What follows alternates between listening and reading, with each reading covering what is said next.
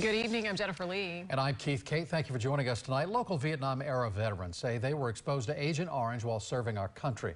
But decades later, they say the VA is refusing to pay for their care, all because of a man-made line in the ocean.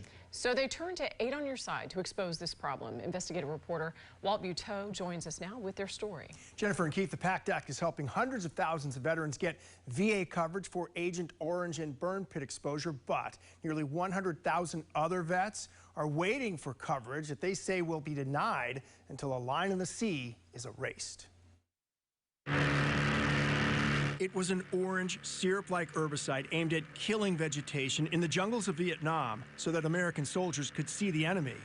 But Agent Orange also killed veterans, like the Bay Area's Lonnie Kilpatrick. I went from having osteoarthritis to having metastasized bone cancer all over my body. How the hell do that?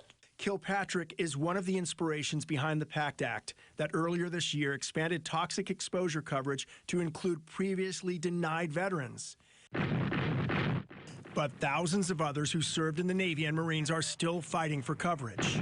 I've been denied twice. Mark Wheeler claims Agent Orange exposure caused his prostate cancer. He thought the Blue Water Navy Act of 2019 would cover him and an estimated 100,000 others, but the law drew a line at 12 nautical miles from what is known as the baseline off the Vietnam coast.